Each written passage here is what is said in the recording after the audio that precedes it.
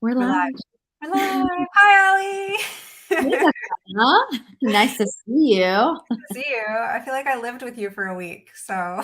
feel like we're roommates now. After the wish and then after this, like it's perfect. Okie dokie. If you are watching live, drop us a note in the comments. Say hello. Where are you watching from? Say hi so we can say hi back to you. That would be lovely. And as always, if you have any questions throughout this entire live, please put them in the comments and we will try our best to answer them. That's the best part about lives, right? Like it's not a podcast. We get to talk to people. It's the best. Yeah. I'm not just talking to myself in my room. I love this. Okay, Aly, go ahead and introduce yourself.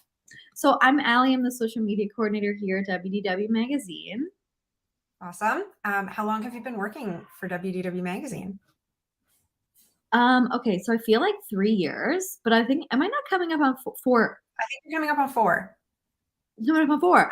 Yeah. Very Yeah, cool. you are. Yeah.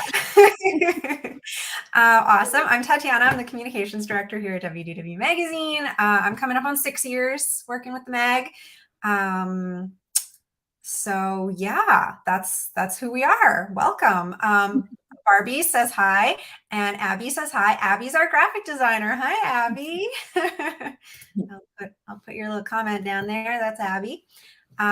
Okay, so let me just make sure that I can see this happening on Facebook while we are here. So if you hear an echo for a second, that would be me opening this video on Facebook. Hey, Teresa. Thanks for joining. Hey, Steven. Hey, howdy, hey, from Ripon, California. Did I say that right? Hey, howdy, hey. From is it Ripon or Ripon, California? I don't know. Ripon? Ripon. Ripon.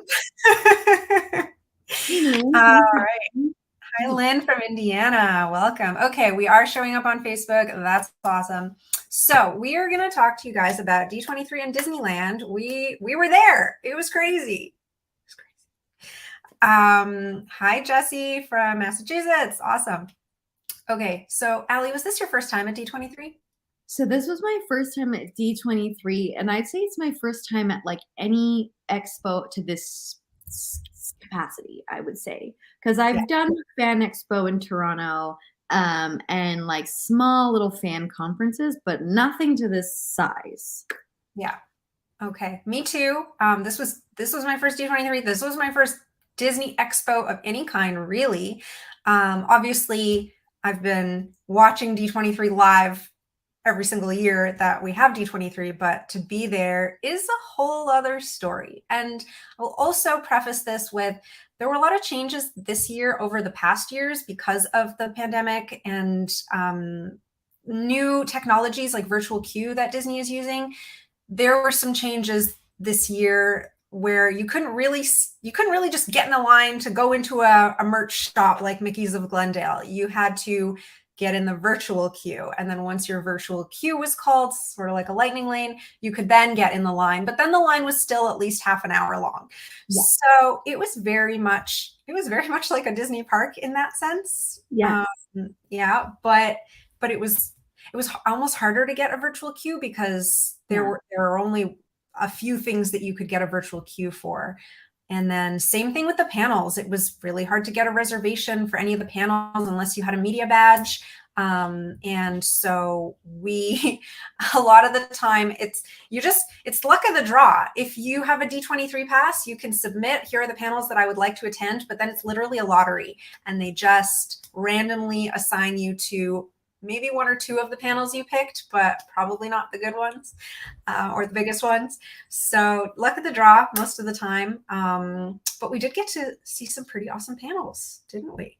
Yes. Oh my gosh. I was actually, and what was so like, I think like, I wouldn't say I get starstruck by celebrities, but because of the volume of the casts that were coming out and also like the Disney executives and the creative minds behind all of these projects that I'm like a huge fan of, it was amazing to see them just coming out. And it was like, here's the entire cast of Miss Marvel. Next, let's do the entire cast of Ant-Man. Next, like it was amazing. It was, yeah, it was amazing. It was like almost overwhelming to have that happening. Because it's like before, so when they announced, you know, the Snow White release date or the year, and Gal Gadot comes out, and before I could even process Gal Gadot, like Amy Adams and Idina Menzel and everyone from Disenchanted comes out. So I was like, wait, I was like, give me 1 minute. It was amazing. Yeah, very, very cool. Being in, like, if you're lucky enough to get in those big panels, being in there is incredible. I mean, that was to feel the energy of the crowd when those announcements are released, and to be part of it and to be screaming along with everybody. It's a special thing, I think. Yeah. But to be on the show floor, like it was great. It was great, but like it wasn't necessary. You know what I mean? Yes. So I would say that, of course, the panels were the highlights of my D23 experience. But once I did a lap of the floor, there wasn't anything I felt like I needed to revisit other than like, I was like, oh, I'm going to go back and get another photo at this one photo spot. But even those were tough to come by because it was like, I'd remember where to go. And then when I went back for like the Pizza Planet truck, there was like a mob of people. So I was like, nope. This is not gonna happen to me. Yeah. Very, very busy. But did you find that so do you know this section of like where you could buy pins and like kind of like collectibles? I found that specific area very overwhelming. Oh yeah. Because it was like, so there was tons of merch locations that were, I feel like just like, I don't want to say regular people, but just collectors that were selling Disney products. And they were so tightly packed together, and there was very limited space to move because these aisles are so narrow. So when I was going through them, I felt that was when I was a little bit stressed, where I was like, I'm gonna get lost in here. Yeah, it was like some of the people they have these cork boards that you just walk through, and it's just gorgeous Disney pins, and you want to stop and you want to look at them, but you're just surrounded by people. Yeah. So it was like I can't.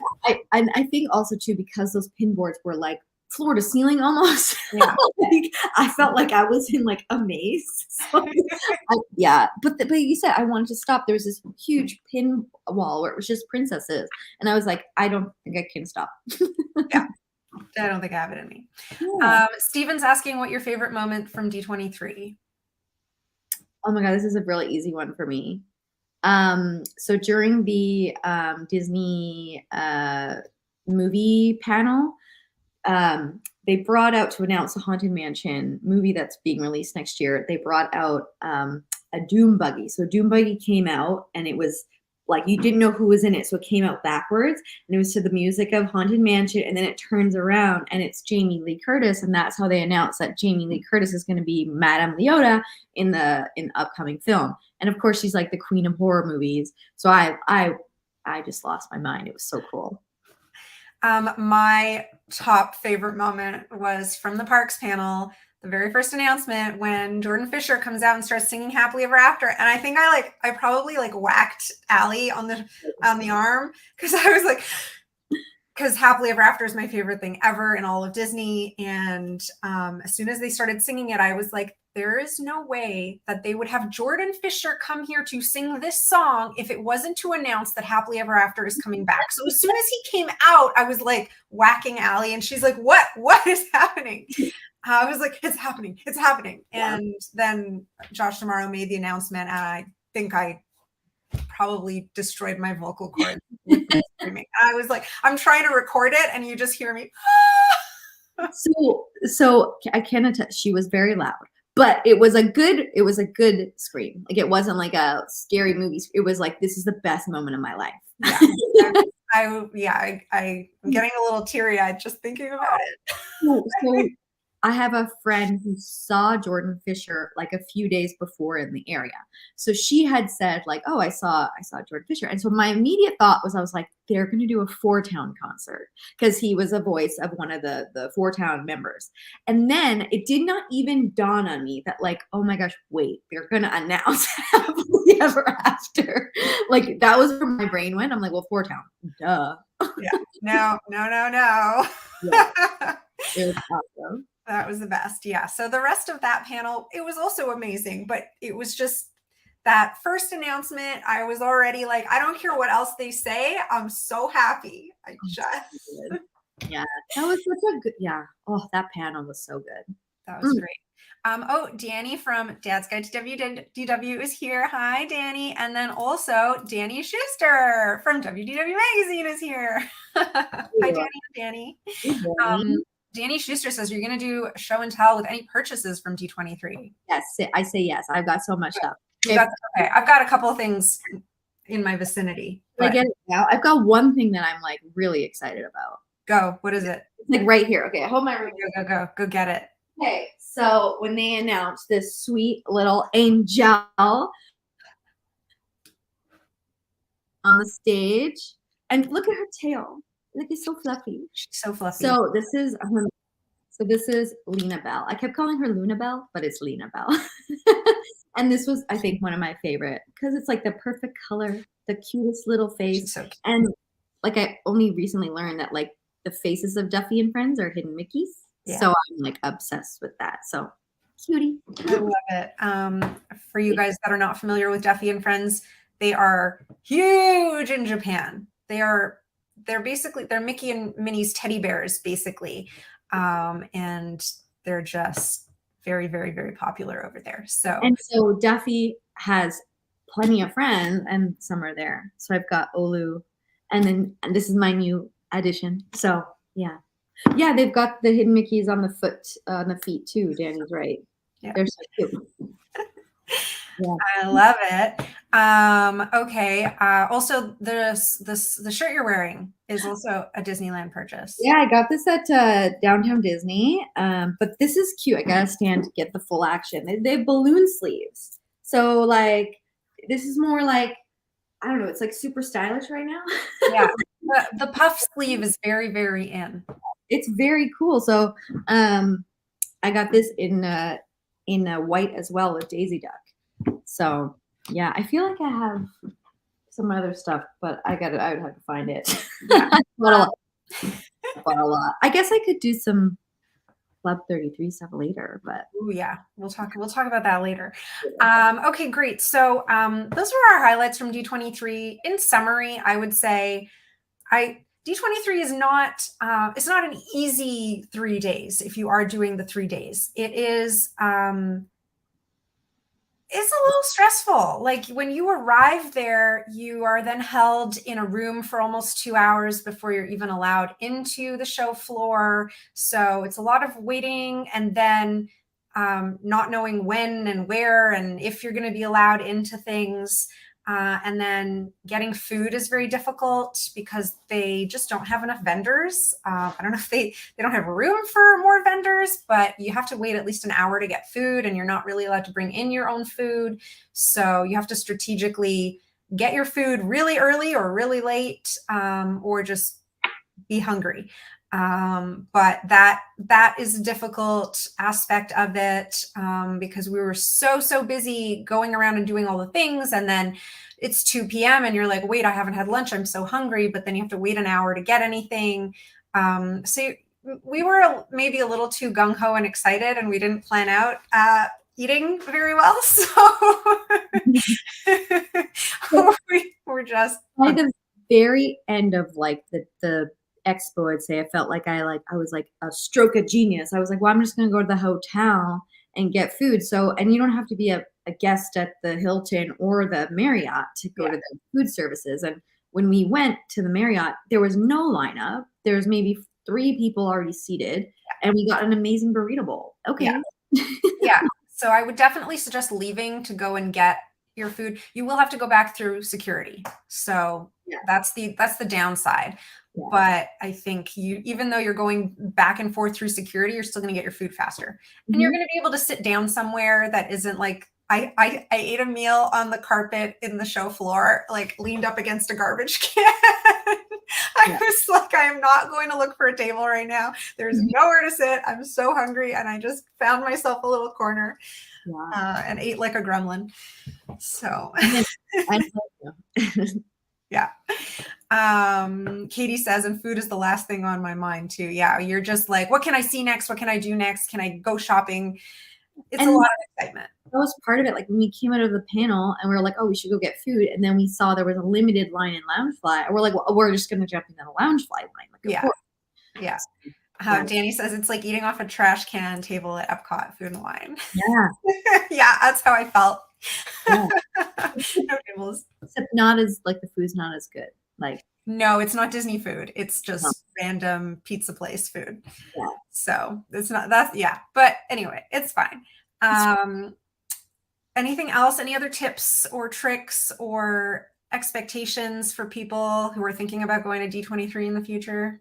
So I think for me, if I were to ever go back, which I mean, I would love to go back, but I think I would definitely stay at one of the hotels. And then, so either the Marriott, the Hilton, something that is not like a super far walk. Yeah. And then I would also like really map out what I wanted to do. Cause they gave out this amazing map. I have it right here. So like, and we did map out what we wanted to do. Right. But then seeing it, you're like, okay, there's like way too much that I want to see, like really prioritize it. Which is again what we did, but I think being there, I was like, okay, now I need to really focus in on what's gonna be possible for me. Yeah, agreed. Yeah. Oh, there's one other thing I want to talk about. Because Katie, oh no, it's Barbie. Barbie asks, what are your thoughts on the what ifs for Disney World? So I think we should definitely talk about that. So there is a lot of miscommunication, I think, happening on the internet where people are reporting that these things are going to be happening. They are not confirmed. Okay, so everything that we're about to talk about, not confirmed. Josh D'Amaro literally said these are blue sky ideas, and we're thinking about this versus this, maybe somehow, maybe together, maybe separate. But these ideas are really exciting, and I want all of them to happen. So let's talk about a couple of them. So one of them is Animal Kingdom, Dinoland USA. They're thinking of retheming it. I'm pretty sure that it will be completely rethemed. We just don't know what yet. So they were talking about Moana is one of the ideas. And then what was the other idea? Zootopia. So I'm getting them all mixed up now because there were so many amazing, like, because then there's, I think I'm getting confused with behind the. Yeah, you're thinking behind a Big Thunder Mountain. That's Magic Kingdom. Okay, so wait, let's stay in Animal Kingdom. So I've got it. Yeah. So Zootopia or Moana, and there or maybe a combination of both, which is kind of weird. Or maybe Moana in one section, Zootopia in another section. But I don't think that they're going to both be there. But I would be excited for either. I'm a much bigger Moana fan than I am Zootopia, so I would prefer to see Moana. But because of the Moana area that they're building at Epcot, I feel like Zootopia is a more natural transition for Animal Kingdom. So either one, one of those might happen, but we don't know. Nothing was confirmed. Blue sky dreaming, and they showed us these gorgeous concept arts that were just very dreamy. So that was the one for Animal Kingdom. And Aly, you're thinking of, so they announced it as Beyond Big Thunder Mountain at Magic Kingdom. So that area literally behind Big Thunder Mountain, they're dreaming up what to do with that area. So Aly, do you remember what the things were? Okay, so Encanto, like and then, okay, wait, Coco.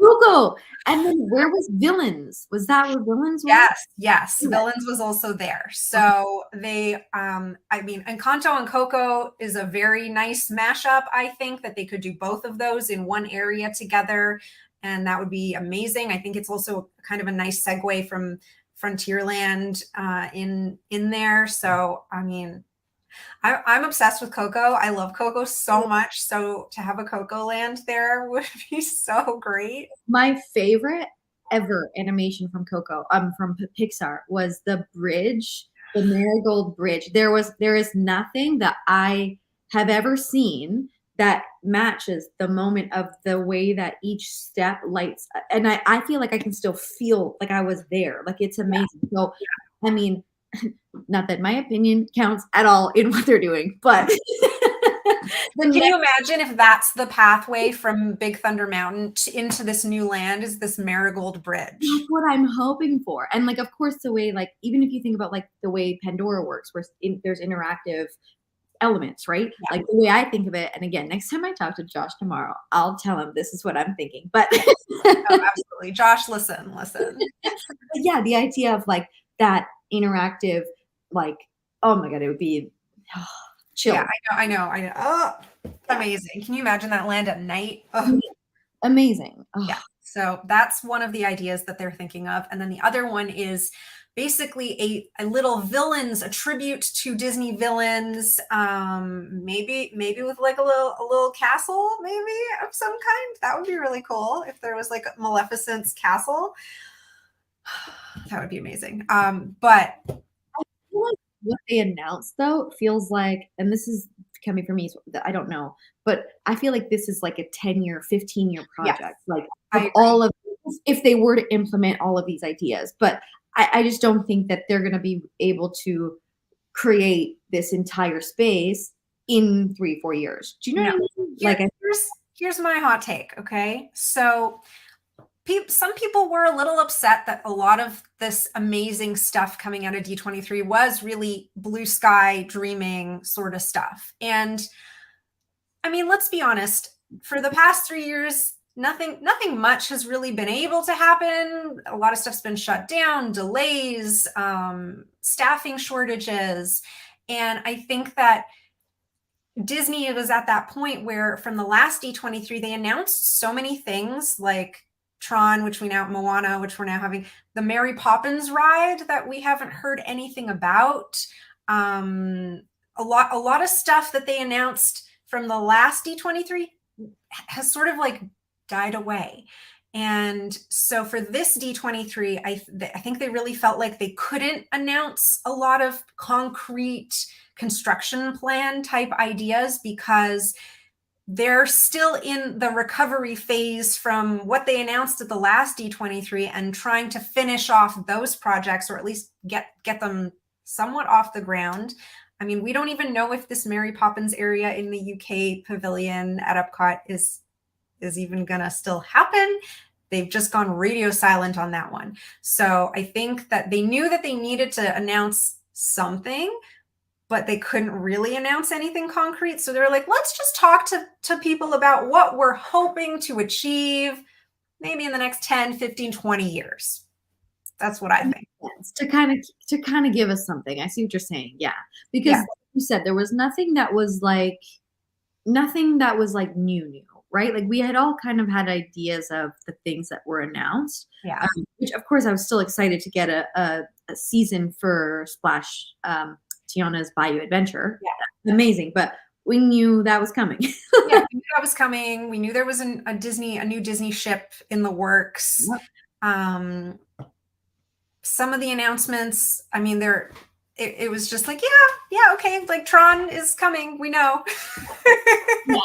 and seeing the ride through too, I was like, I love that Josh, it had the full face cam of Josh, and I was like, okay, Josh, but we would like to go on it. So like, I'm glad you had fun. Yeah, but when can I ride it now? Yeah. He's like, I have the coolest job ever. I got to ride it back to back. Yeah. And we're all just like, thanks for making us super jealous. And you know what? thank goodness he is the most lovable man at the Disney company, because I think people would have been upset. I think, because I was like, you know what, he's cool. I'll let it slide. Yeah. But yeah, Danny says, tell us more about the Disney treasure. What do you think? I'm so I've been on now the Disney Wish and the Disney Dream, and the concept art for the Disney treasure is, I think, and they even said it. They're like, this is gonna be unlike any cruise ship. So different. The theming does not look like a cruise ship, and that's what I like. It looks like, honestly, it looks like one of the pavilions at Epcot, in my opinion, and I love that.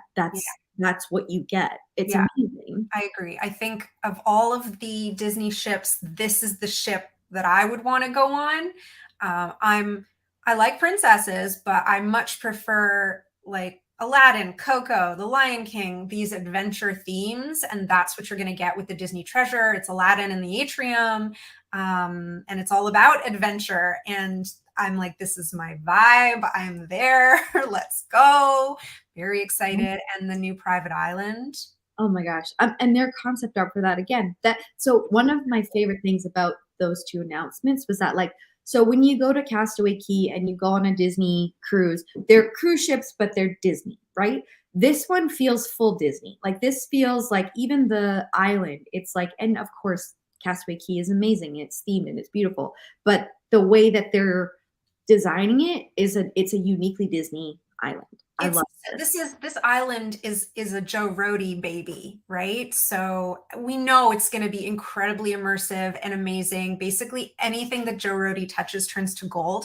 So this island is just, it's like, it's so unlike anything else that we have in the Disney sphere, that I think people will be clamoring to get to this island. Just look, the concept art looks spectacular. Amazing. Okay, so I mean, those are my favorite announcements from D23. I would love a Villains Land, but I'm not going to hold my breath at this point. I'm glad Disney's thinking about it.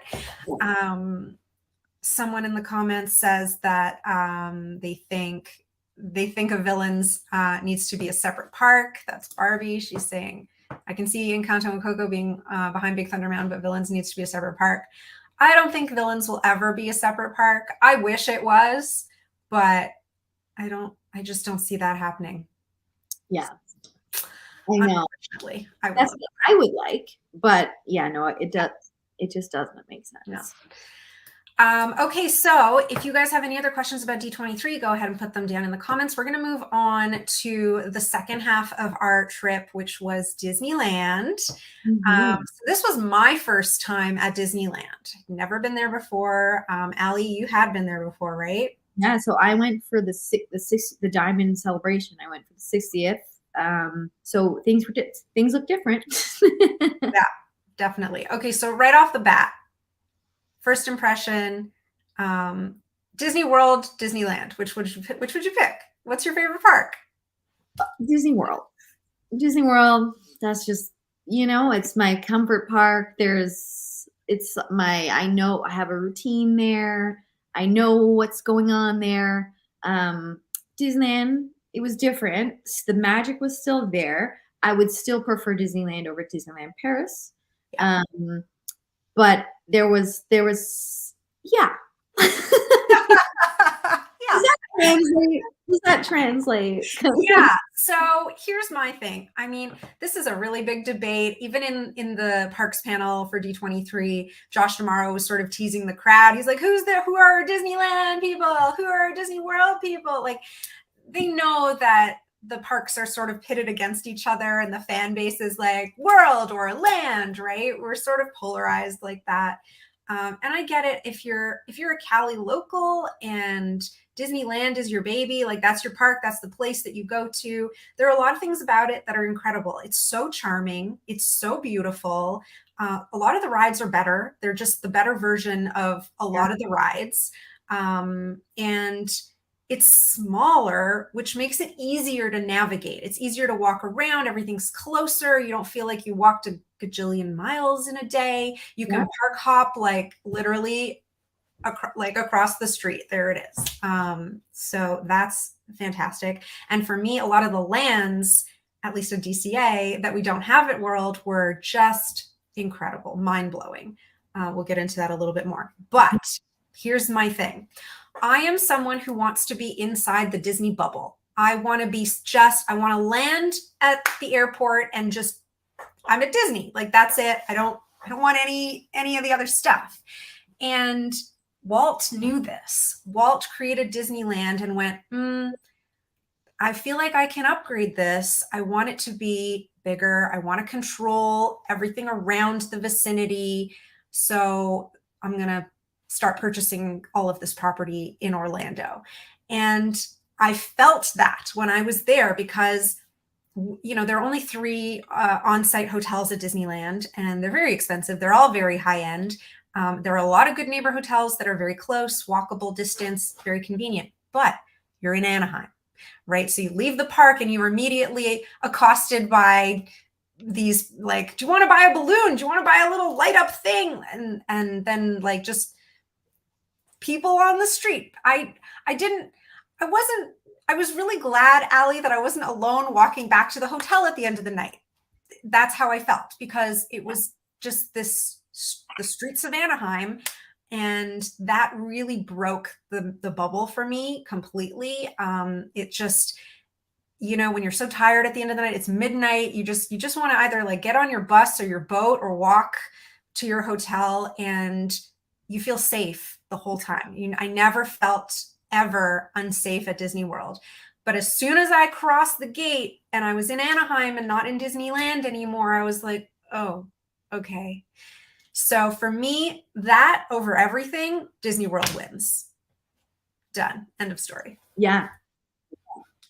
I think also, like, sorry, Heather says, I live in LA and WDW is still my everything. Far prefer the WDW bubble over Disneyland. Yes. Heather, that's what I'm talking about. On our last night, like, I did, because I stayed an extra night, I did walk home alone, and I had that, like, oh no. But so I did kind of plan my evening around my walk home. So I left before the nighttime show, so there were still people out. Yeah. It wasn't like, I just need, like, there wasn't a whole bunch of people who were waiting for that fireworks crowd or the nighttime show crowd to, like, sell things, right? So there were still lots of people around. I think I left at probably 9. Mm-hmm. And then, so I still felt like kind of turning one area, I was like, there's no one around.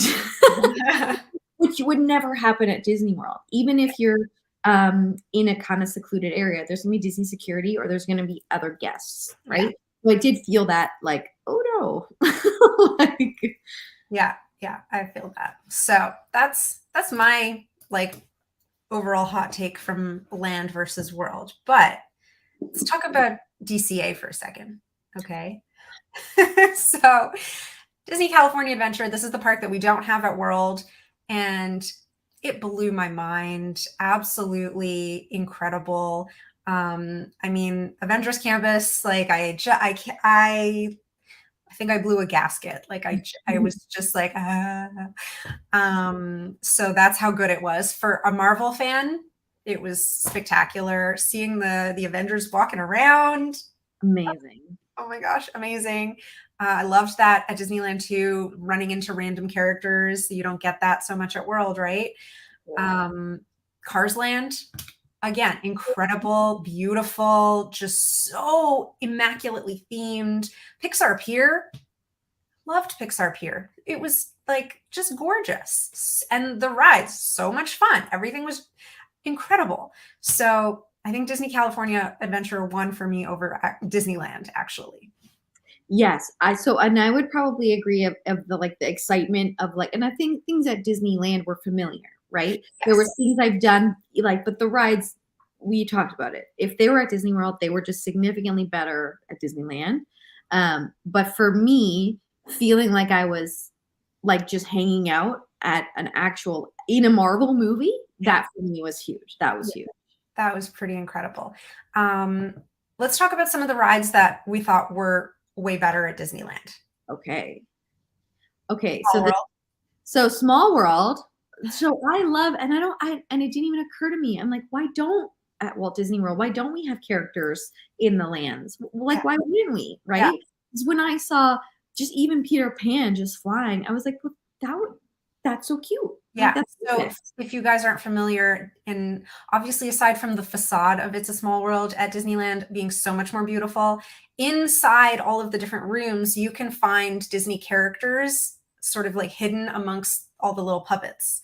So why don't we have that at World? No, and it just made sense, right? Like Yeah. in like the kind of like the Animal Kingdom section, Timon, Pumbaa, and Simba were all there. Like that made sense. And then there was Cinderella. We had Pinocchio and Jiminy Cricket, and then Ariel at the end singing in like kind of the ocean room, and Nemo and Dory. It was just It was amazing. very cute. We do have footage of all of these characters, so stay tuned to our social media channels because those will be up on Instagram and TikTok. Or we're going to be like, here are all the characters that you can see at It's a Small World. And you'll be able to see them all. Other rides that are much better.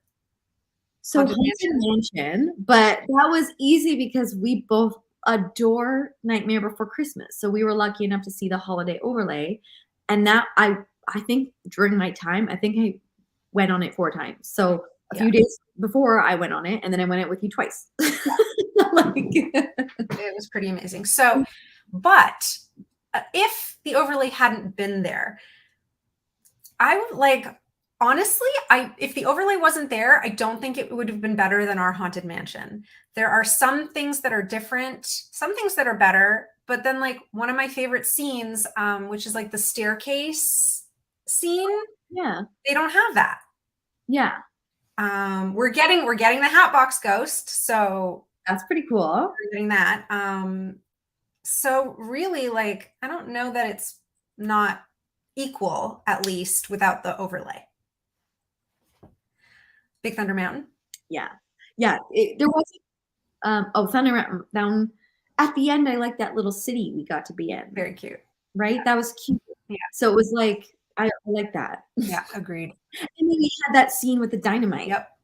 That was cool with like the walls kind of lit up. That was really cool. Yes.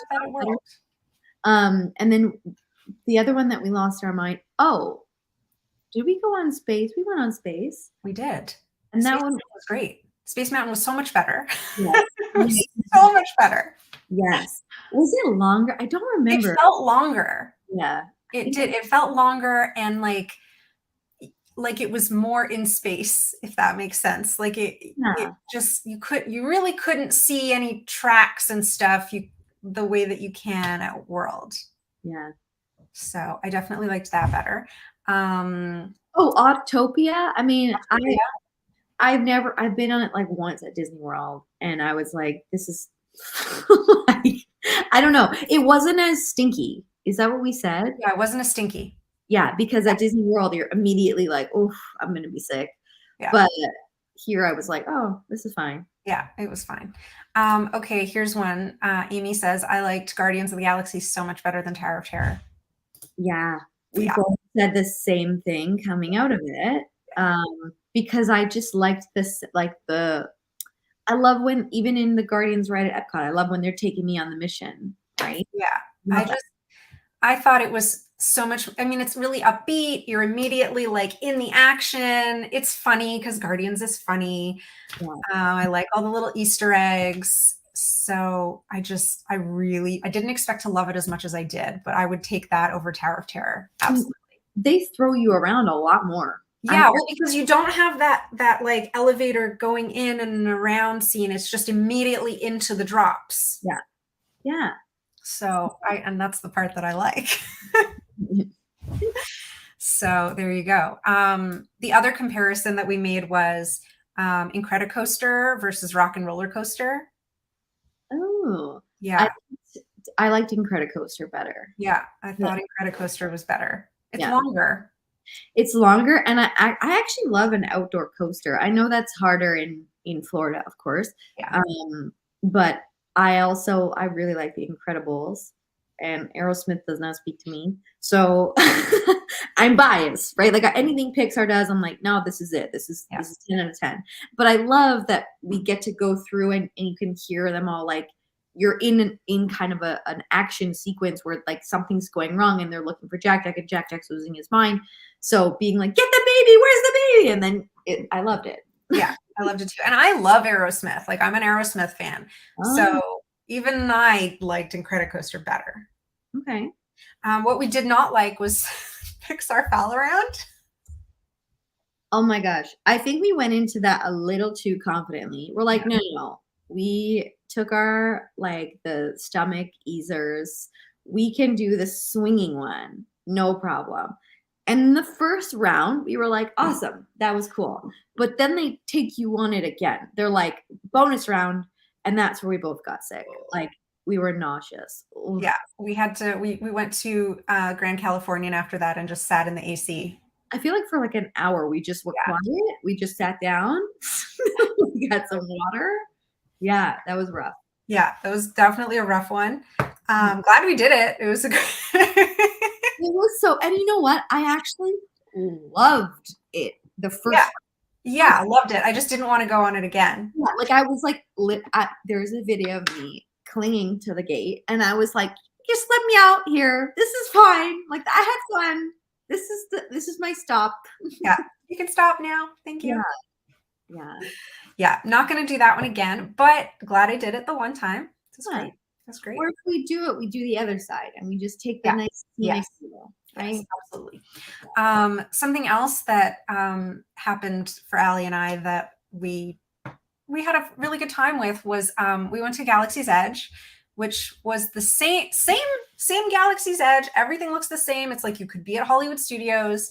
And our reporter, Kathleen, who was basically our tour guide for the day, she took us to the creature stall where you can buy all the little animals.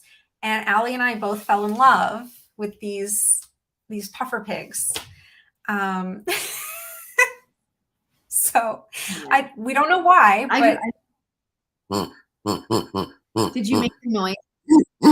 It made us, I don't know. We were overtired. We were just in a mood, and she shows us what looks like a loaf of bread, and then she goes, oh, and it makes a noise, like as if like it was just, oh, it makes a noise, and then it makes that noise.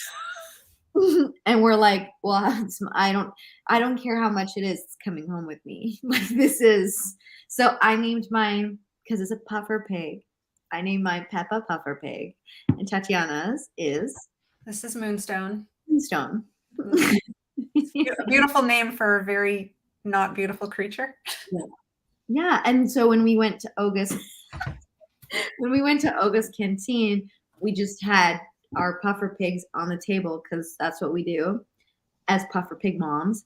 And someone's like, I literally thought you brought a loaf of bread like to this plate. Yeah, that's enough of that. Oh, I can't even look at him without laughing.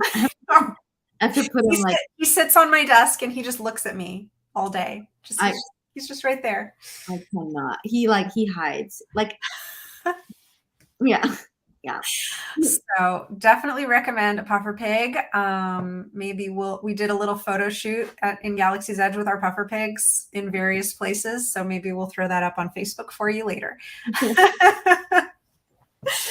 It's Sharon says Disney can sell anything. This is proof that anything goes. Anything can make the money. Because as an adult, I bought that. I bought this. It's so funny. It's just so funny. And I don't think I've ever seen anything uglier, if I'm being honest. Yeah. It's so ugly. It's cute in my opinion. Heart. No, it won my heart over.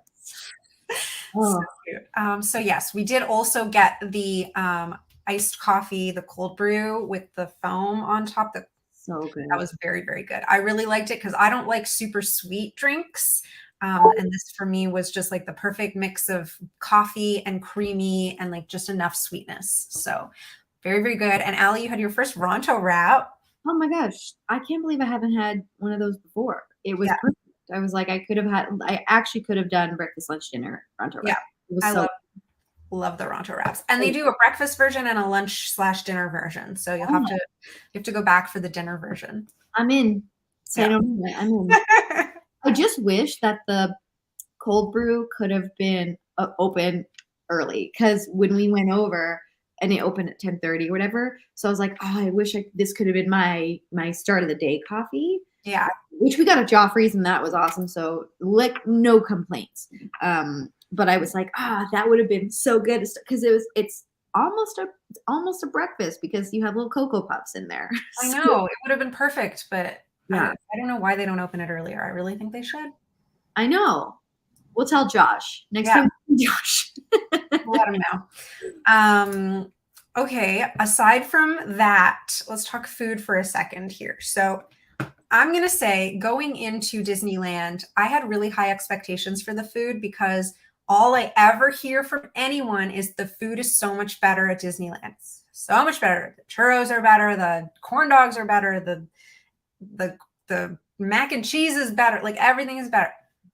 I will disagree with that from now till eternity. That is not the case. At least in my experience. Yeah. What was the best thing you had?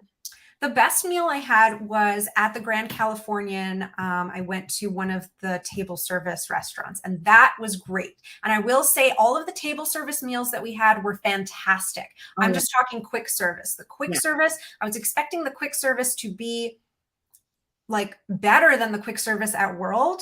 Okay. But like I actually enjoy the quick service at World. I like Pecos Bills, Columbia Harbor House, a lot of the Epcot quick service Sunshine Seasons. Like there are places that I enjoy. At Animal Kingdom, they have some amazing quick service at Tule Canteen, Flame Tree Barbecue. The only park that I would say is not great is Hollywood Studios, but even then, like ABC Commissary, not bad. The quick service that we had was not good at Disneyland. Like there was not a quick service that I loved except for the clam chowder bread bowl. That was good. That was really good. Hey. So, okay, so I would not consider myself a foodie at all. And so when I have, it's like I either like it or I don't. So for me, I actually loved all of our things, all of our meals with quick service and sit down, except the mac and cheese. But you knew I was like, this is horrendous. I don't know what, but I'm not a mac and cheese person. So I was like, why did I even think? I'm like, this is gonna change my mind. Yeah, well, because we went into it thinking like this is going to be like a really delicious mac and cheese with like different flavors of like real cheese and maybe like a little crust on top or a crumble. But it was like craft dinner, but worse. Like it didn't have the signature craft dinner like goodness. So bad. Yeah, it was like slop. And I have never, ever described a meal I've had at Disney as bad, ever. Because I've always like it's great. I loved it. Yeah. But this one, and I thought the same. It's gonna be like a 3 cheese crusted macaroni. I don't know why I thought Nonna was making the mac and cheese, but I was like, this is what I'm gonna get, and it's gonna be in this big beautiful bread bowl. Bread bowl is amazing. The bread was great. But then I had just had the steak bread bowl, and I was like, no, this is the best thing I've ever. We had the gumbo bread bowl before, so. Yeah, and I had a salad at that same meal that you had your mac and cheese. I had a salad that I couldn't eat, which is very unusual because like I will eat if it's not like wilting, if at least if it's crunchy, I will eat it like even without the dressing. I will just like eat the iceberg lettuce. It's fine. But this salad, like they tried to make it really fancy. They put like this weird marinade on the chicken. And then they stuffed this teeny tiny bowl so you couldn't mix anything together. And then it had like, it was supposed to be some kind of like Asian chicken salad. So it had edamame and mandarin wedges and like little crispies. And all those things sound so good, but it just did not work in this salad with this weird marinade that the chicken was on. And I was like, it's not good. Yeah, I guess that was the only place that I would never go back to. But then we like crossed the little area, and then we had an amazing. What did we had tacos. But you know, like okay, you really liked that meal. I didn't love it because I've had like I just think Pecos Bills was so much better. Like I'm comparing it, right? And I was like, this is okay, but Pecos Bills isn't even that great, and it was better than this. See, and that's why I don't do any food reviews for the magazine because I'm like, no, everything was great. I loved it. I want to make it at home. I'm going to bring my whole family here next time I come. Like, and the margarita was perfect because margarita was very good. I don't like the taste of alcohol, which is why I don't drink that much. So when I had the margarita, I'm like, this is perfect. It's the perfect Yeah. blend of the ingredients. So That was good. Abby says, I tell everyone who listen about the buffalo chicken grilled cheese at ABC Commissary. Abby, I'm getting that next time. Please remind me if I forget, because I will probably forget, but like, please remind me. I have to try this. This sounds really good. I love a grilled cheese. Like, yeah. and it can be like that like yellow cheese wet. Like, I don't care. I like grilled cheese. What was the place that we had the mac and cheese called? Pacific Wharf Cafe. Yeah. Yeah. That So, was but I had the clam chowder at Pacific Wharf Cafe. So if you do go there, please get the clam chowder. It is golden, liquid gold. Like, it's really, really good. But everyone I saw coming out of there was holding a mac and cheese bread bowl.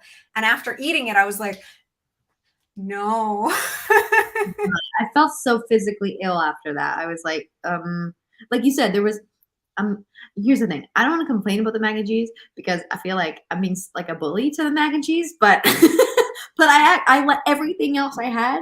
Like, and I had a churro. I loved the churro. It was so good. The popcorn, so good. Popcorn was great. Popcorn was great. Yeah. Oh, you know what? I had something else that was not great. The shawarma at Avengers Campus. I love the shawarma. Yeah, so we'll have a review on YouTube soon.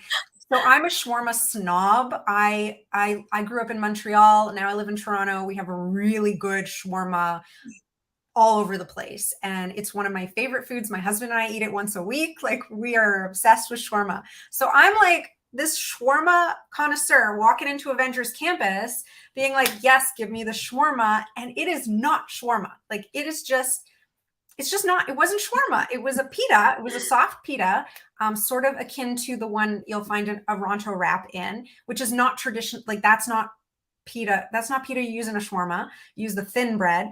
So it's like Euro pita almost, right? And then just meat in like a tzatziki sauce, which was tasty. Like, it was good, but it wasn't shawarma.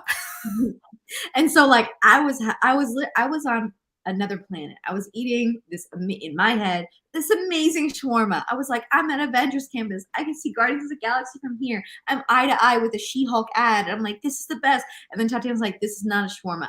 I'm finished. And I was like, what do you mean? Yeah, but again, it's still tasty. But here's what you need to know. If you want to get a shawarma at Avengers Campus, do not go to the one that's right across from the Web Slingers attraction. That is the one that's like center of Avengers Campus. Then the line there was so long. There are two other carts. If you just keep walking towards Guardians, and nobody was, like, literally the cast members were sitting there like drumming on the counter. Like, there was literally nobody.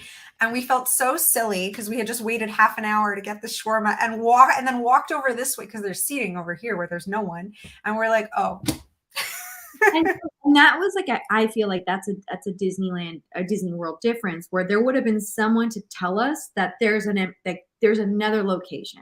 Yes, there definitely, Aly and I will both say there was a noticeable difference in the cast members from Disneyland to Disney World.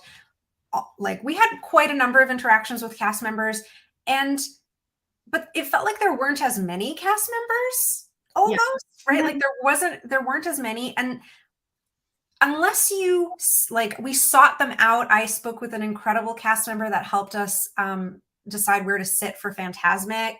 But like, I had to go find someone and talk to them, even though they're like directing the flow of traffic in that area. Nobody was telling you, hey, don't sit there because that's actually the dining section, the dining packages section. So you're going to get kicked out. They were just letting people sit there. And then we're watching it and like feeling super bad for these people that are sitting there for half an hour, like 2 hours prior to Fantasmic, and we're like, they're going to get kicked out and they will have wasted valuable time that they could have used to get another spot that would have been better for the show. So just like little things like that we noticed, and we were like, that's too bad. That feels like a missed opportunity to put signage or something just to help people a little bit more. But speaking of Fantasmic, better at Disneyland. Better at Disneyland. So much. So good.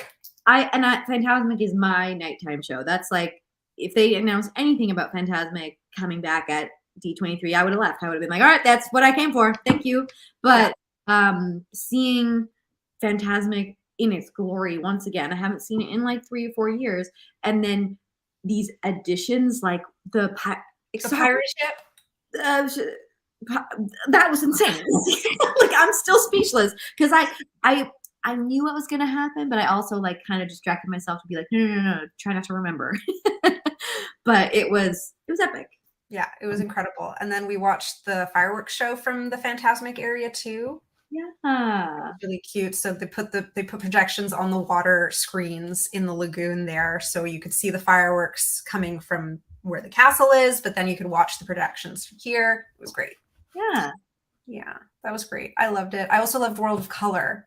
Yeah, I've seen World of Color before, and that was always, I was like, well, this is like literally the best. Yeah, it was amazing.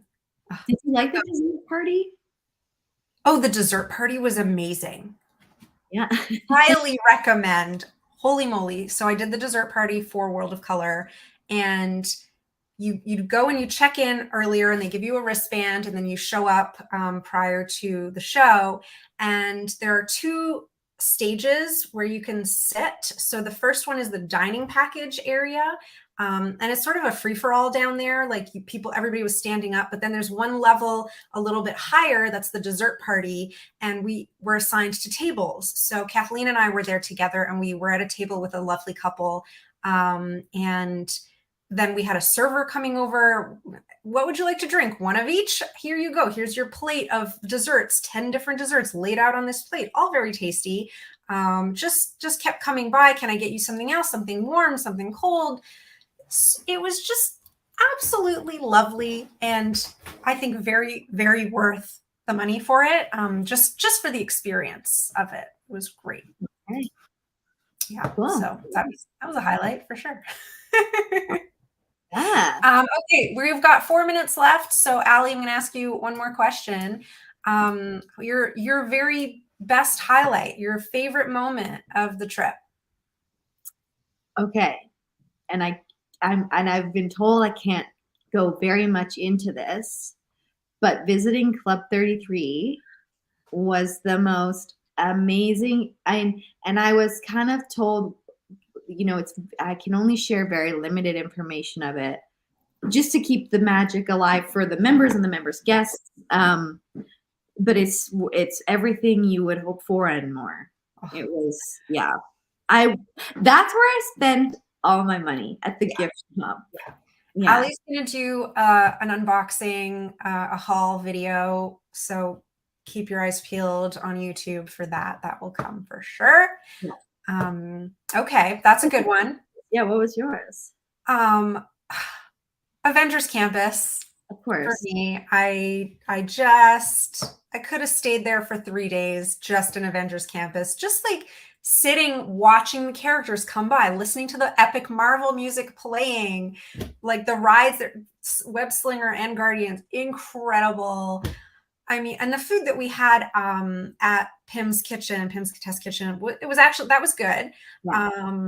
Yeah. So, take me back. I know. I think that was one of your best ideas of, like, when we go back, we dedicate like a day at Avengers Campus, only because there's so much going on. Yeah. That like you could just see so much happening, right? Yeah.